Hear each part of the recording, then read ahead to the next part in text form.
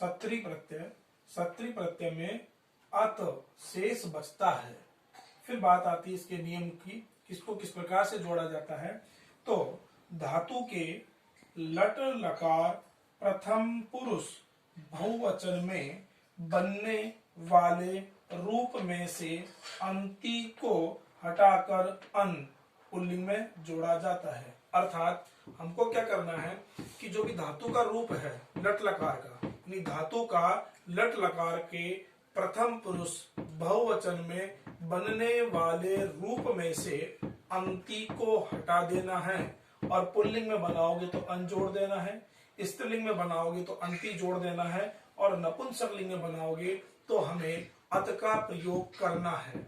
इसलिए सत्री प्रत्यय से जो प्रयोग किया जाता है बने हुए शब्दों का, तो सत्री प्रत्यय से बने हुए शब्दों का प्रयोग तीनों लिंगों में किया जाता है।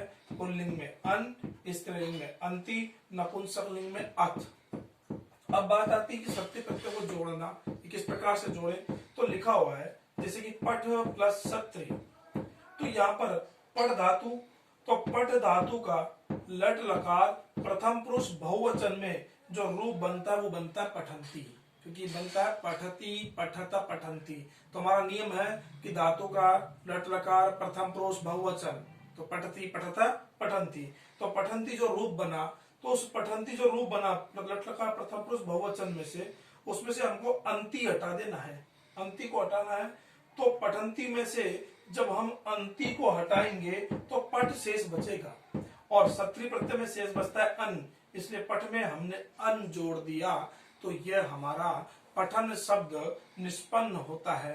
पुनः समझे कि पठ शब्द पठ धातु, तो पठ धातु में लट लकार प्रथम पुरुष बहुवचन बना पठंती, तो पठंती में से अंति हटाया तो बचा शेष पठ, और पठ में से जब हमने सत्री प्रत्यय का अन जोड़ा तो पठ धातु में जब हम अन जोड़ेंगे तो यह रूप बन जाएगा पठन।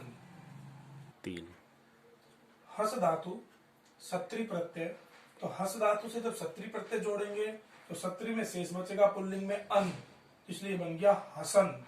लिख से जोड़ेंगे तो बन गया लिखन, वद से बन गया वदन, खाद धातु से बनेगा खादन, क्रीड धातु से बनेगा क्रीडन, चल से बनेगा चलन।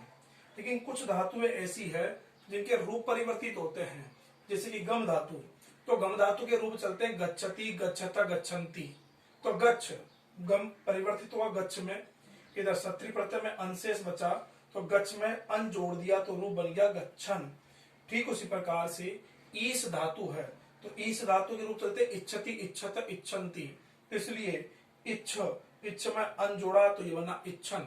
पा धातु के रूप पिब के रूप में परिवर्तित होते हैं, तो पिब में अन जोड़ेंगे तो रूप बनेगा पिबन। द्रस धातु से जब सत्री प्रत्यय जोड़ेंगे तो द्रस धातु के रूप चलते हैं पश्यति पश्यता पश्यन्ति, इसलिए पश्य पश्य में जब हम सत्री प्रत्यय का अन जोड़ेंगे तो ये रूप बन जाएगा पश्चन।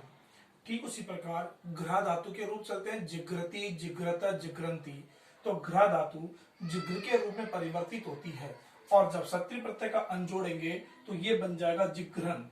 चुर धातु इसके रूप चलते हैं चोर यति चोर यता चोर यंती, तो चुर धातु से जब सत्री प्रत्यय जोड़ेंगे तो ये परिवर्तित हो जाएगी चोर य के रूप में, और चोर य में अन जोड़ा तो रूप बन गया चोरयन।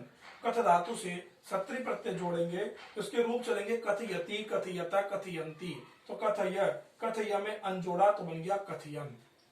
अब आज का जो गृह कार्य है वो ये 5 शब्द आपको दिए गए हैं, इनको प्रकृति संयोजन करके आपको उत्तर देना है, ये होमवर्क करना है। जैसे कि पहली धातु है नृत धातु से सत्री प्रत्यय जोड़ेंगे तो क्या रूप बनेगा, दूसरा पच धातु से सत्री प्रत्यय जोड़ेंगे तो क्या रूप बनेगा, पा से सत्री जोड़ेंगे तो क्या बनेगा। ये 2 धातु ऐसी है इनमें मैंने अनियर प्रत्यय जुड़वाया है, जैसे कि वच धातु से अनियर प्रत्यय जोड़ोगे तो क्या रूप बनेगा, दूसरा विद धातु से अनियर प्रत्यय जोड़ोगे तो क्या रूप बनेगा। इन 2 धातुओं को ये मैं कल पढ़ा चुका हूं अनियर प्रत्यय को, इसलिए ये कल का एक रिपीटेशन के रूप में, और 3 धातु आज के इस टॉपिक से संबंधित है, इसलिए आपको इन 5 प्रश्नों के आंसर लिख करके सेंड करना है।